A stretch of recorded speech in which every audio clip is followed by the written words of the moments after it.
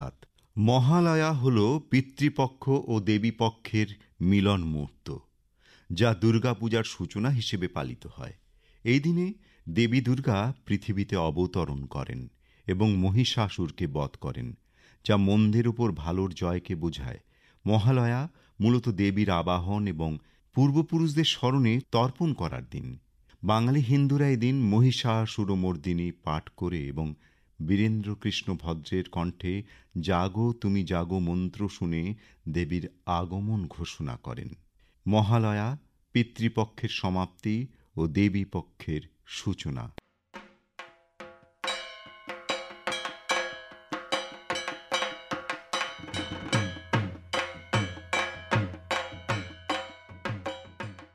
আন্তর্জাতিক শান্তি দিবস বা বিশ্ব শান্তি দিবস হল জাতিসংঘ ঘোষিত একটি আন্তর্জাতিক দিবস। বিশ্বব্যাপী শান্তি প্রতিষ্ঠার লক্ষ্যে ঘোষিত দিবসটির উদ্দেশ্য হল পৃথিবী থেকে যুদ্ধ ও সংঘাত চিরতরে নিরসন এবং সেই লক্ষ্যে পৃথিবীর যুদ্ধরত অঞ্চলসমূহে যুদ্ধবিরতি কার্যকরের মাধ্যমে সেসব অঞ্চলে মানবিক সহায়তা পৌঁছে দেওয়া। দিবসটি ১৯৮১ সালে সর্বপ্রথম উদযাপিত হয়। বর্তমানে জাতিসংঘের সকল সদস্য রাষ্ট্র, বিভিন্ন রাজনৈতিক ও সামরিক দলের সদস্য এবং বিশ্বব্যাপী বিভিন্ন অঞ্চলের জনগণ যথাযোগ্য মর্যাদায় এই দিবসটি পালন করে থাকেন। আন্তর্জাতিক শান্তি দিবস বা বিশ্ব শান্তি দিবস পালিত হয় প্রতি বছর ২১শে সেপ্টেম্বর।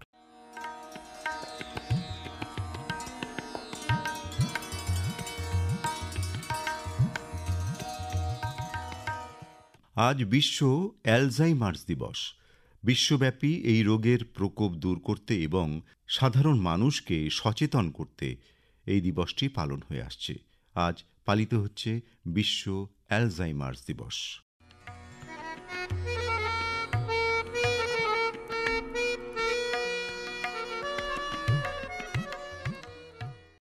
চলে আসি প্রত্যুষারে মাসের চিঠির বিষয়। প্রত্যুষারে মাস অর্থাৎ সেপ্টেম্বর মাসের চিঠির বিষয়।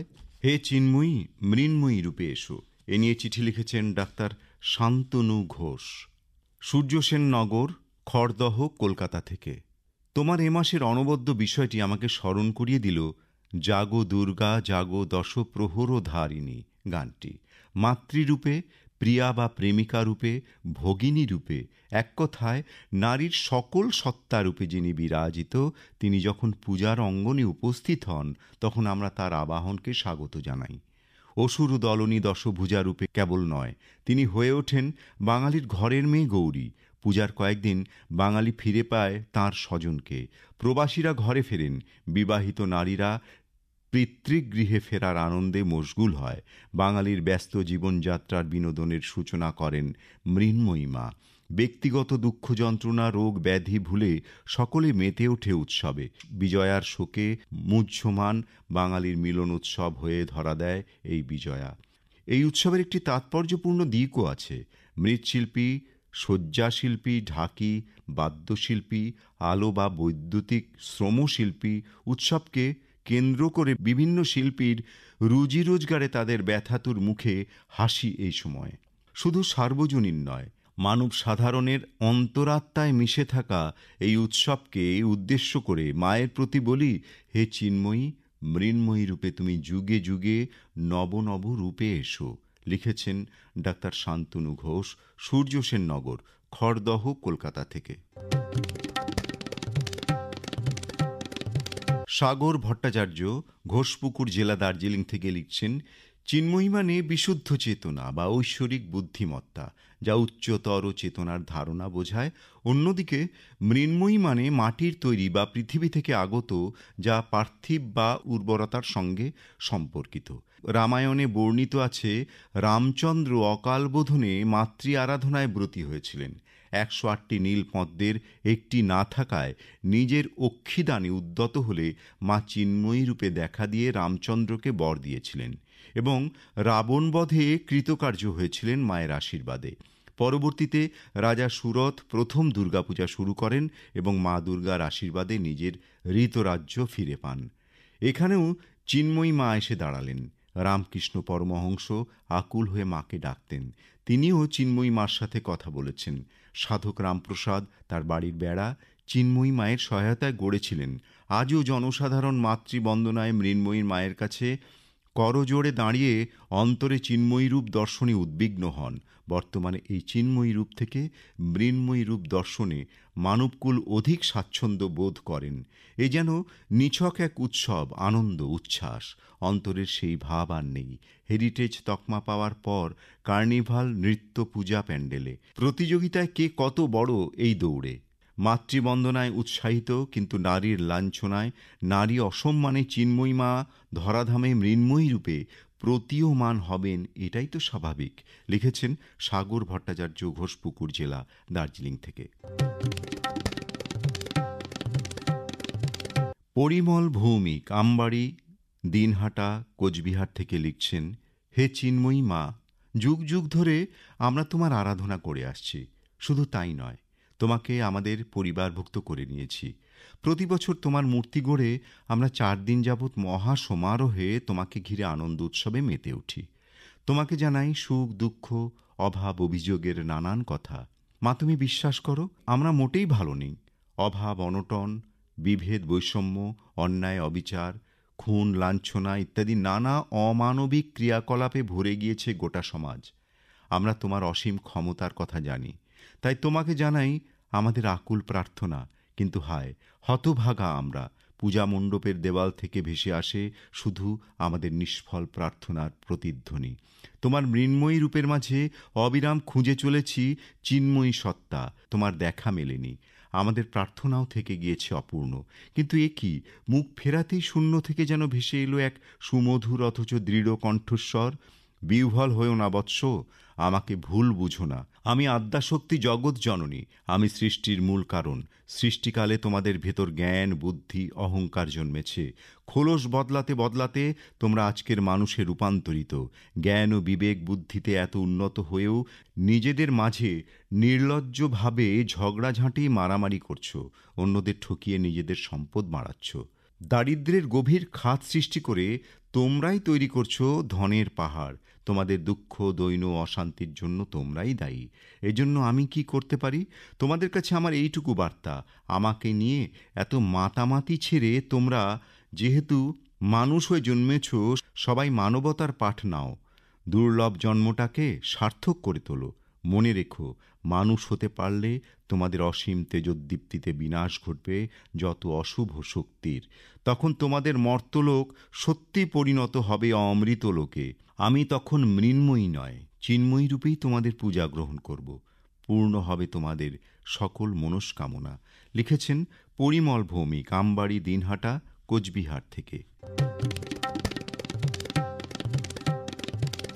রাকেশ রায়, সাহাপাড়া, জোড়াপাকড়ি জেলা, জলপাইগুড়ি থেকে লিখছেন, সত্যযুগ থেকে বাধা বিপত্তি প্রতিবন্ধকতা দূর করার জন্যে দুর্গতিনাশিনী দেবী দুর্গার পূজা হয়ে আসছে। তিনি আদ্যাশক্তি, জগৎজননী। তিনিই সৃষ্টি, তিনিই স্থিতি, তিনিই প্রলয়ের কর্তা। শাস্ত্রমতে সত্যযুগে নিজের ঋতরাজ্য পুনরুদ্ধারের জন্যে সুরত রাজা দেবীর উপাসনায় মত্ত হয়েছিলেন এবং হারানো রাজ্য ফিরে পেয়েছিলেন। ত্রেতাযুগে রামচন্দ্র রাক্ষসরূপী অসুর মহিরাবণকে ধ্বংস করার জন্যে দেবীর অকাল বোধন করেন এবং দেবীর উপাসনা করে শক্তি লাভ করে অসুর শক্তির বিনাশ করেন। রামচন্দ্রের সেই অকাল বোধন হয়েছিল শরৎকালে। তাই শরৎকালে দুর্গাপূজাকে শারদীয়া পূজা বা শারদীয়া উৎসব হিসেবে বাঙালি হিন্দুর ঘরে ঘরে পূজিত হয়ে আসছেন দেবী দুর্গা। মা আসছেন, বাকি আর মাত্র কয়েকটা দিন। মাকে ভক্তি ভরে বলতে চাই, মা, তুমি এই মনুষ্য জাতির প্রতি নজর দাও, কারণ বর্তমান সমাজ তথা দেশ অরাজকতায় পরিপূর্ণ।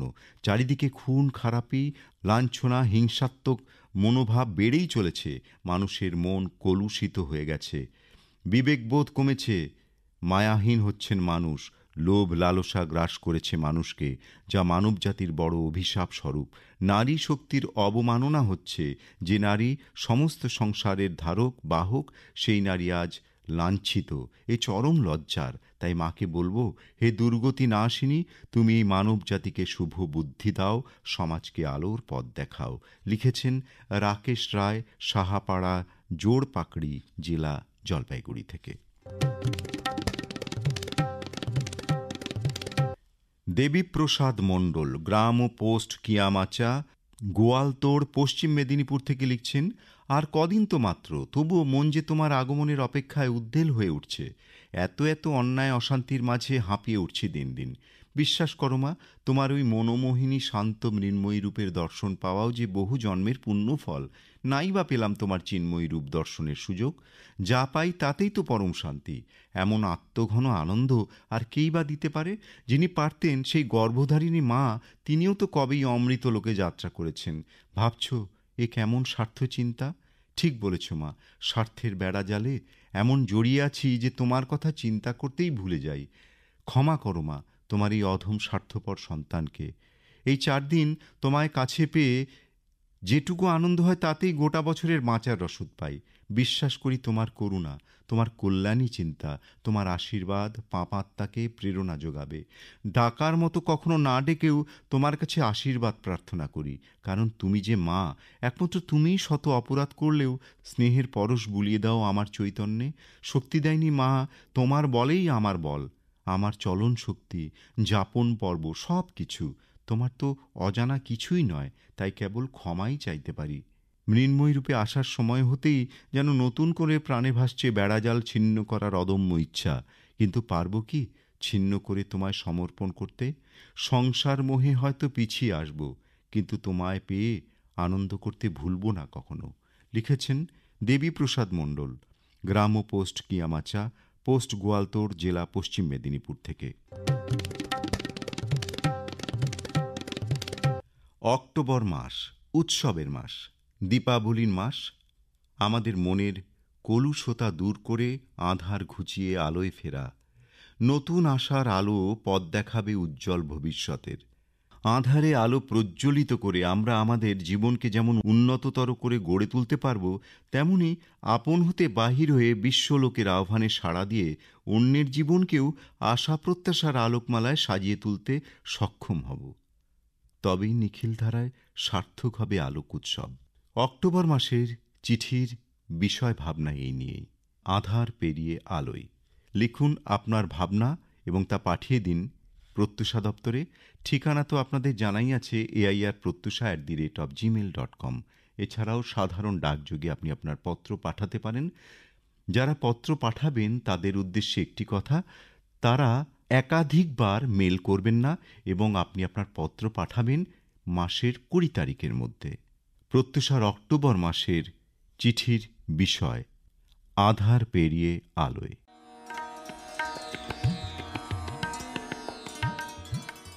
উৎসবের মরশুমে কেন্দ্রীয় সরকারের পক্ষ থেকে ভারতবর্ষের সমস্ত নাগরিকদের উপহারস্বরূপ জিএসটির নীতির কিছু পরিবর্তন করা হয়েছে। বিভিন্ন ক্ষেত্রে জিএসটি শুল্ক কমিয়ে আনা হয়েছে।